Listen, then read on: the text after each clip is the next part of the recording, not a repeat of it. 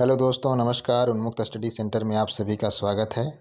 ये हमारा इतिहास का दूसरा प्रैक्टिस सेट है जो हमारे आगामी परीक्षा जीआईसी और पीजीटी के लिए अति महत्वपूर्ण सिद्ध होंगे। ठीक है, आगे हम बढ़ते हैं। हमारा पहला प्रश्न है, निम्नलिखित में से असंगत संयुक्त को चिन्हित कीजिए। हड़प्पा अन्नागार सही है, मोहनजोदड़ो विशाल स्नानागार सही है, और इसका जो सही उत्तर होगा आपका सी होगा, धौलागिरी और एक गढ़ी क्षेत्र। ठीक है, ये इसमें असंगत है। ठीक है, अगला प्रश्न है हमारा, निम्नलिखित उत्खनन स्थलों में किसका संबंध मालवा संस्कृति से है? तो इसका संबंध सही उत्तर है इसका नौदा टोली। आगे बढ़ते हैं। हमारा अगला प्रश्न है, निम्नलिखित में किस क्षेत्र में चावल के उत्पादन के प्राचीनतम साक्ष्य मिलते हैं? तो ये बेलन घाटी से, ये बेलन घाटी के कोल्डिहवा से मिलते हैं। ठीक है, आगे बढ़ते हैं। अगला प्रश्न है, निम्नलिखित में किन हड़प्पाई स्थलों से घोड़े के अवशेष मिले? इसका सही उत्तर होगा डी, सुरकोटडा और कालीबंगा। अगला प्रश्न है हमारा मिलाने वाला प्रश्न है। देखिए, इसमें पुस्तक दिया है और राइटर दिए हैं। इसका सही उत्तर स्टुअर्ट पिगट की जो पुस्तक है prehistoric of India, Subba Rao की personality of India, B.R. Elwin की the birth of Indian, SD Sankalia की prehistoric proto history of India. ठीक है, तो इस तरह इसका सही उत्तर आपका हो जाएगा A3B का 2, A3B का 1, सॉरी, हाँ, सी का आपका सी का 2, इसका उत्तर हो जाएगा बी। ठीक है, आगे बढ़ते हैं। अगला प्रश्न है हमारा, निम्नलिखित में कौन सा वक्तव्य वैदिक स्त्री के संदर्भ में असंगत है? इसका सही उत्तर होगा परिवार मातृ सत्तात्मक था। वैदिक काल में जो परिवार होता था पितृ सत्तात्मक था। ठीक है, आगे बढ़ते हैं। अगला प्रश्न है हमारा, निम्नलिखित में कौन सा वेद गद्य में है? तो इसका सही उत्तर होगा, अंशतः गद्य में है, तो इसका सही उत्तर होगा आपका अथर्ववेद। आगे बढ़ते हैं। अगला प्रश्न है, महावीर के पूर्व जैन धर्म को किस नाम से जानते थे? इसका सही उत्तर हो जाएगा आपका डी, तीर्थंकर। ठीक है, आगे बढ़ते हैं। अगला प्रश्न है हमारा, ऋग्वेद राजा कोई प्रशासनिक तंत्र नहीं रखता था क्योंकि उसमें वह जो था वह सामाजिक संरचना के अनुकूल नहीं था। ठीक है, आगे बढ़ते हैं। हमारा अगला प्रश्न है, निम्न में से कहाँ विशिष्ट प्रकार के अग्निकुंड की एक श्रृंखला और धार्मिक स्नान की व्यवस्था का पता चला है? तो इसका सही उत्तर होगा कालीबंगा। हमारा अगला प्रश्न है, किस कारण से गढ़संग क्षेत्रों को वैदिकोत्तर काल में मलेच्छ देश के रूप में इंगित किया गया? तो इसका सही उत्तर होगा आपका, क्योंकि ये लोग वैदिक कर्मकांडों से विमुक्त हो गए थे। ठीक है, अगला प्रश्न है हमारा, ऋग्वैदिक संस्कृति का मुख्य क्षेत्र क्या था? तो ये इसका सही उत्तर हो जाएगा आपका सिंधु गंगा का मध्य क्षेत्र है। आगे बढ़ते हैं। अगला प्रश्न है हमारा, रूपदर्शक जो है शब्द किसके लिए प्रयुक्त हुआ है? तो इसका सही उत्तर हो जाएगा सिक्कों की गुणवत्ता का निरीक्षक। अगला प्रश्न है हमारा, निम्नलिखित में से कौन सा प्राचीन नगर गौतम बुद्ध के जीवन से नहीं जुड़ा है? इसका सही उत्तर हो जाएगा पाटलिपुत्र। आगे बढ़ते हैं। अगला प्रश्न है, निम्नलिखित में किसने मेगास्थनीज की इंडिका को संदर्भित नहीं किया है? तो इसका सही उत्तर हो जाएगा वसुमित्र। अगला प्रश्न है हमारा, मौर्य प्रशासन में राजस्व संग्रह का अधिकारी कौन होता था? तो इसका सही उत्तर हो जाएगा समाहर्ता। अगला हमारा प्रश्न है, भगवान बुद्ध के जन्म और मृत्यु की तिथियां का निर्धारण में किस परंपरा का अधिक महत्व है? तो इसका सही उत्तर हो जाएगा आपका सिंहली परंपरा, महावंश, दीपवंश। आगे बढ़ते हैं। हमारा अगला प्रश्न है, 303 ईसा पूर्व में चंद्रगुप्त और सेल्यूकस के बीच हुई संधि के संदर्भ में कौन सा वक्तव्य विवादास्पद है? तो इसका सही उत्तर हो जाएगा सेल्यूकस ने अपनी पुत्री का विवाह चंद्रगुप्त से किया था। आगे बढ़ते हैं। अगला प्रश्न है हमारा, अशोक के राज्यारोहण के किस वर्ष कलिंग युद्ध हुआ था? इसका सही उत्तर हो जाएगा अष्टम। अगला हमारा प्रश्न है, अशोक के अभिलेख और ब्राह्मी लिपि को सर्वप्रथम किसके द्वारा पढ़ा गया? तो इसका सही उत्तर हो जाएगा जेम्स प्रिंसेप के द्वारा पढ़ा गया। ठीक है, आगे बढ़ते हैं। हमारा अगला प्रश्न है, मौर्य काल में व्यापार नियंत्रण के संबंध में कौन कथन सही है? तो इसका कौन कथन सही नहीं है? तो इसका सही उत्तर हो जाएगा वस्तुओं पर 1/10 शुल्क निश्चित था। ठीक है, इसमें सही क्या है? व्यापारिक प्रक्रिया एवं लाभांश पर राज्य का नियंत्रण था। वस्तुओं के विक्रय पर राज्य की कड़ी निगरानी होती थी। राज्य स्वयं कुछ कारीगरों को सीधे नियुक्त करता था। आगे बढ़ते हैं। अगला प्रश्न है, निम्न में कौन सा कथन मौर्योत्तर भू व्यवस्था के संबंध में सही नहीं है? तो इसका सही उत्तर हो जाएगा आपका बी व्यक्तिगत स्वामियों को अपनी भूमि को हस्तांतरण का सीमित अधिकार था। ये गलत है, ठीक है। सीमित अधिकार नहीं था, असीमित अधिकार था। आगे बढ़ते हैं, अगला प्रश्न है हमारा, सातवाहनों के नानाघट अभिलेखों में क्या अंकित है? तो यह आपका इसका सही उत्तर हो जाएगा आपका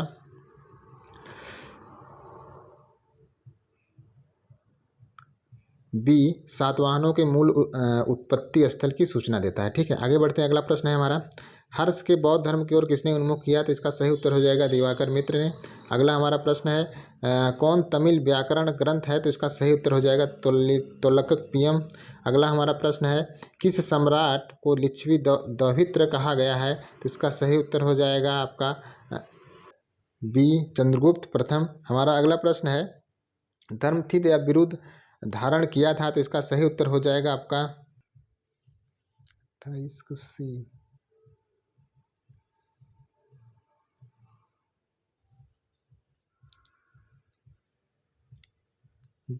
जूनागढ़ अभिलेख में, ठीक है। आगे बढ़ते हैं, अगला प्रश्न है हमारा, निम्नलिखित में कौन सा युग असंगत है? तो इसमें आपका इसका सही उत्तर हो जाएगा आपका संगत है, तो इसका सही उत्तर हो जाएगा आपका ए, ठीक है। आगे बढ़ते हैं, अगला प्रश्न है हमारा, गुप्तोत्तर काल में स्वर्ण सिक्कों की क्रमशः अनुपस्थिति और सिक्कों का क्षरण दर्शाता है। तो इसमें व्यापार हास हो गया था, व्यापार का हास्य हो गया था, ठीक है। आगे बढ़ते हैं, रोम से भारत की ओर सोने के बहते जाने की बात किसने की है? तो इसे प्लिनी ने की है। अगला हमारा प्रश्न है, द्रविड़ स्थापत्य का सर्वाधिक महत्वपूर्ण लक्षण क्या था? तो विमान था।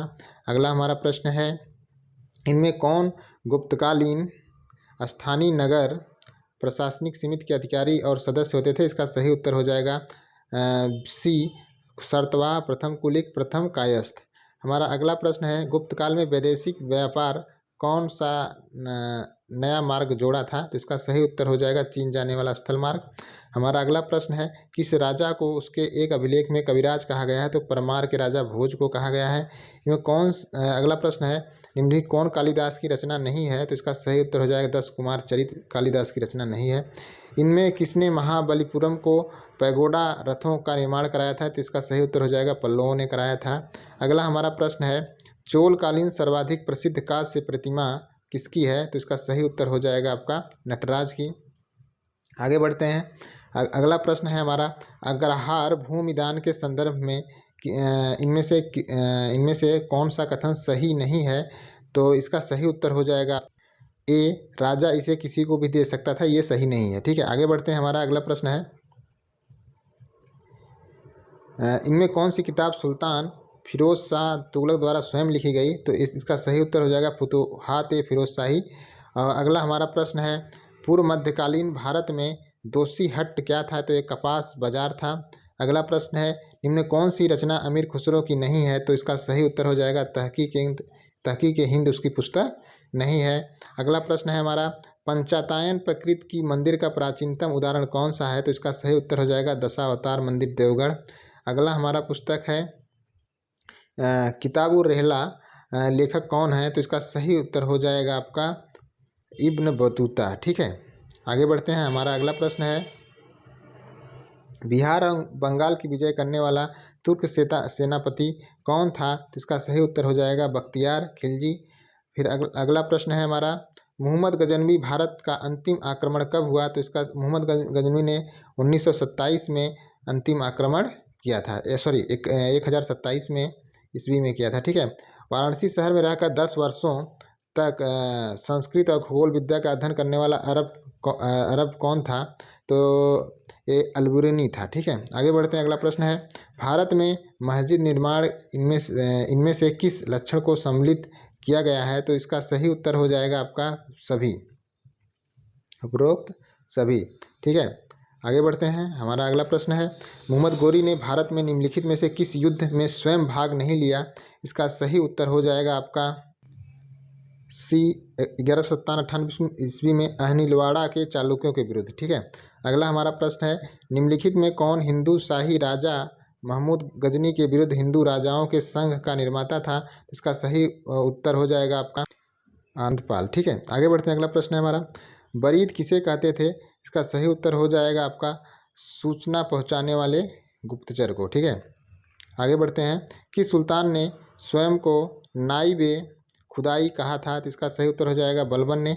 हमारा अगला प्रश्न है, किस सुल्तान ने प्रथमतः खलीफा के नाम का खुतबा नहीं पढ़ा? तो इसका सही उत्तर हो जाएगा अलाउद्दीन खिलजी। अगला प्रश्न है, कृष्णदेव राय के समय विजयनगर की यात्रा करने वाला विदेशी यात्री कौन था? तो इसका सही उत्तर हो जाएगा निकोलो कोंटी था। अगला प्रश्न है, खिज खां द्वारा स्थापित राजवंश को सैयद राजवंश के नाम से जाना जाता है क्योंकि उसने इसका सही ऑप्शन हो जाएगा खिज्र खां पैगंबर मोहम्मद का वंशधर था। अगला प्रश्न है, कुतुबुद्दीन ऐबक द्वारा मध्यकालीन दिल्ली में 7 शहरों की स्थापना कहाँ की गई? तो इसका सही उत्तर हो जाएगा तुगलकाबाद। अगला प्रश्न है, सल्तनत की केंद्रीय सरकार में निम्नलिखित में कौन अधिकारी सबसे बड़ा ओहदा रखता था? तो इसका सही उत्तर हो जाएगा नायब-ए-मुल्क। हमारा अगला प्रश्न है, सल्तनत काल में निम्नलिखित में कौन कर संग्राहक था? तो संग्राहक नहीं था, तो इसका सही उत्तर हो जाएगा करद सरदार। ठीक है, आगे बढ़ते हैं। अगला प्रश्न है, दिल्ली में किस सुल्तान ने स्वयं को दूसरा सिकंदर ए सानी कहा था? उसका सही उत्तर हो जाएगा अलाउद्दीन खिलजी। अगला प्रश्न है, मध्यकालीन हिंदी साहित्य के किस मुसलमान कवि ने अनिवार्यतः अहम पौराणिक नायकों पर काव्य की रचना की थी? तो उसका सही उत्तर हो जाएगा रसखान। अगला प्रश्न है हमारा, निम्नलिखित भक्ति मार्गी संतों में कौन मोची था? तो इसका सही उत्तर हो जाएगा रैदास। अगला प्रश्न है, महाराष्ट्र में वारकरी संप्रदाय के संस्थापक कौन था? तो इसका सही उत्तर हो जाएगा आपका तुकाराम। अगला प्रश्न है हमारा, अनहल हक की सूफी अवधारणा वेदांत की निम्नलिखित अवधारणा से प्रेरित है? इसका सही उत्तर है अहम ब्रह्मांसी। अगला प्रश्न है हमारा, यह कथन किसका है कि ईश्वर मनुष्य के गुणों को देखता है, उसकी जाति को नहीं, दूसरे संसार में कोई जाति नहीं है? तो इसका सही उत्तर हो जाएगा कबीर।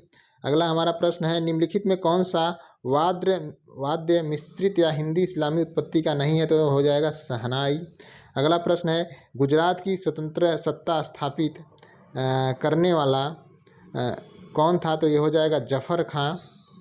अगला प्रश्न है हमारा, विजयनगर साम्राज्य की आयातित होने वाली सर्वाधिक अकेली वस्तु थी, वह घोड़ा था। ठीक है, आगे बढ़ते हैं। अगला प्रश्न है, शेरशाह ने सरायों को रुकने वाले हिंदुओं को बिस्तर और भोजन उपलब्ध कराने के लिए उन्हें किन्हें नियुक्त किया था?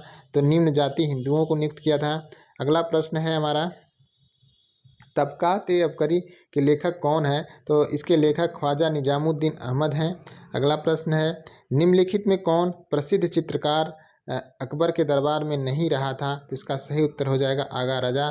ठीक है, आगे बढ़ते हैं। इसका सही उत्तर हो जाएगा आपका फारूक बेग। ठीक है, फारूक बेग जो था अकबर के दरबार में नहीं रहा था। ठीक है, आगे बढ़ते हैं। अगला प्रश्न है, निम्नलिखित में किस मुगल राजकुमारी ने माखी नाम से दीवान या कविताओं का संग्रह किया? तो ये था औरंगजेब की पुत्री जेबुन्निसा ने इसने एक पुस्तकालय का भी निर्माण किया था। ठीक है, आगे बढ़ते हैं।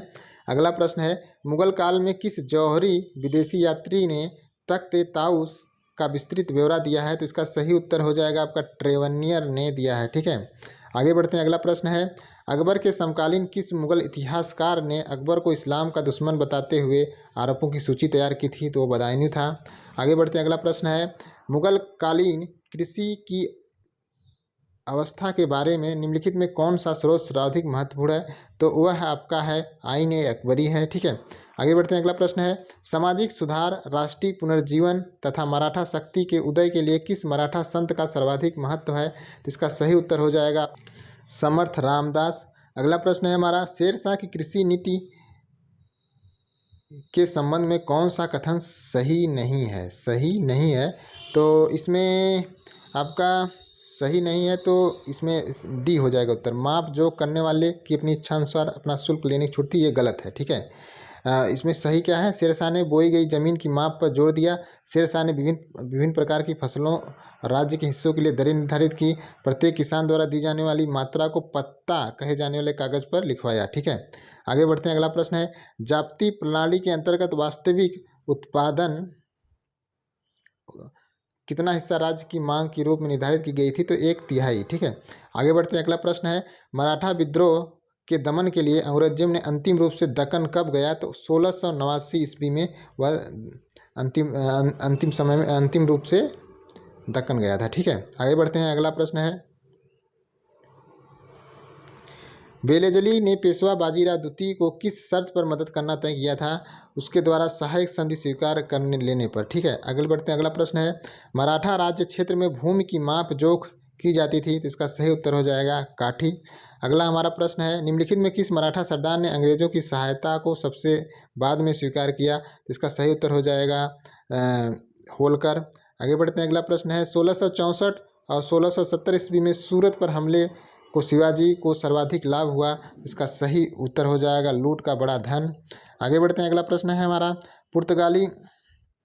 पुर्तगालियों ने भारतीय व्यापार उद्योग को प्रथम कैसे प्रभावित किया, इसका सही उत्तर हो जाएगा आपका मालाबार तट पर बंदरगाहों के बीच व्यापार तथा भारतीय तटों से फारसी तटों के बीच व्यापार पर एकाधिपत्य स्थापित करना। ठीक है, आगे बढ़ते हैं। अगला प्रश्न है, पुर्तगालियों द्वारा अंग्रेजों को मुंबई सौंपे जाने का अवसर क्या था, तो इसका सही उत्तर हो जाएगा आपका पुर्तगाली राजकुमारी बंगरेजा की कैथरीन से चार्ल्स का विवाह। ठीक है, अगला प्रश्न है हमारा, औरंगजेब ने सभी अंग्रेजों को गिरफ्तार करने अपने साम्राज्य में सभी अंग्रेजों कारखाने को जब्त करने का आदेश जारी किया, किस लिए दिया, इसका कारण सभी सही है, क्योंकि इन्होंने बंगाल में स्थानीय शुल्क देने से इनकार कर दिया था। इन्होंने अंग्रेजों ने पश्चिमी तट पर मुगल जहाज़ों पर हमला किया था। इन्होंने अंग्रेज अपने व्यापारिक ठिकानों की किलेबंदी कर रहे थे। अगला प्रश्न है, भारत में व्यापार के लिए फ्रांसीसी ईस्ट इंडिया कंपनी का संस्थापक कौन था, तो इसका सही उत्तर हो जाएगा काल्बर्ट। अगला हमारा प्रश्न है, 1757 ईस्वी में अंग्रेजों के विरुद्ध सिराजुद्दौला के अभियान का तत्कालिक कारण क्या था, तो इसका सही उत्तर हो जाएगा ए, अंग्रेजों द्वारा अपनी वस्तुओं पर कर न देना। अगला प्रश्न है हमारा, भारत में अंग्रेजी ईस्ट इंडिया कंपनी की प्रथम प्रेसिडेंसी कहाँ थी, तो इसका सही उत्तर हो जाएगा सूरत में। अगला प्रश्न है, डच लोगों द्वारा भारत में व्यापार के लिए किन किन बंदरगाहों का उपयोग किया, तो इसका सही उत्तर हो जाएगा सभी, मुसलिमपट्टनम, पुलिकट, नागापट्टनम सभी। ठीक है, आगे बढ़ते हैं। अगला प्रश्न है, बंगाल में अंग्रेज निर्यात करते थे, सही उत्तर होगा रेशम का। अगला हमारा प्रश्न है, भारत में अंग्रेजों ने 1613 ईस्वी में कारखाना लगाने का फरमान जहांगीर से किस कारण जारी किया था, इसका सही उत्तर हो जाएगा डी। ठीक है, आगे बढ़ते हैं। अगला प्रश्न है हमारा, निम्नलिखित में कौन डलहौजी के अपहरण नीति का शिकार नहीं हुआ था, तो इसका सही उत्तर होगा मैसूर नहीं हुआ था।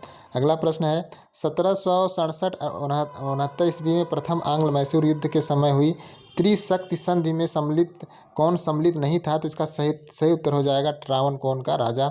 अगला हमारा प्रश्न है, टीपू सुल्तान अपने समकालीनों से कई मायनों में आगे था, तो इसका सही उत्तर हो जाएगा उपरोक्त सभी। ठीक है, वह अंग्रेजों द्वारा भारतीय शक्तियों के लिए प्रस्तुत संकट को जानता था, वह सैनिक शक्ति के लिए मजबूत आर्थिक आधार को महत्व को समझता था, वह आधुनिक व्यापार उद्योगों के महत्व को भी समझता था सभी। ठीक है, अगला हमारा प्रश्न है, बंगाल के बाद अंग्रेजों ने शुल्क व्यापार का अधिकार किससे प्राप्त किया, तो इसका सही उत्तर हो जाएगा आपका अवध से। ठीक है, आगे बढ़ते हैं। अगला प्रश्न है, राणा रणजीत सिंह 1806 ईस्वी में लाहौर में किस संधि से किससे संपादित की जिसमें उसे सतलज के उत्तर में विस्तार की स्वतंत्रता प्राप्त हो गई, तो इसका सही उत्तर हो जाएगा आपका ईस्ट इंडिया कंपनी। ठीक है, आगे बढ़ते हैं। अगला प्रश्न है आपका,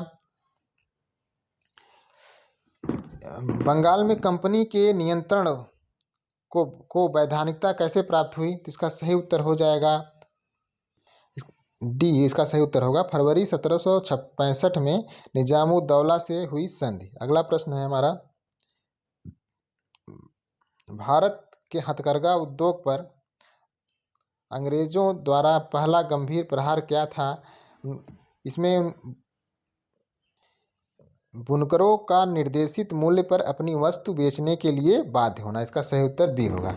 अगला हमारा प्रश्न है, निम्नलिखित में किसने कहा एक धर्म एक जाति और मानवता के लिए एक ईश्वर, इसका सही उत्तर होगा श्री नारायण गुरु ने कहा था। अगला हमारा प्रश्न है, भारत में पश्चिमी शिक्षा प्रणाली मैग्ना कार्टा किससे कहा जाता है, तो इसका सही उत्तर हो जाएगा डी, 1854 ईस्वी में sir Charles Wood secretary of state की डिस्पैच। ठीक है, आगे बढ़ते हैं। अगला प्रश्न हो जाएगा हमारा, अंग्रेजी राज में भारत में आर्थिक पतन के लिए निम्नलिखित में कौन सा कारण सही नहीं है? तो इसका सही उत्तर हो जाएगा आपका ए, भारतीयों में योग्यता और तकनीक कुशलता की कमी। आगे बढ़ते हैं, हमारा प्रश्न है ब्रिटिश राज्य के समय में भारत के आर्थिक दोहन के सिद्धांत को सर्वप्रथम किसने प्रकट किया था? तो दादा भाई नौरोजी थे। ठीक है, आगे बढ़ते हैं, अगला प्रश्न है ब्रिटिश राज्य के समय भारत में भयानक गरीबी का कारण निम्नलिखित में क्या नहीं था? तो इसका सही उत्तर हो जाएगा आपका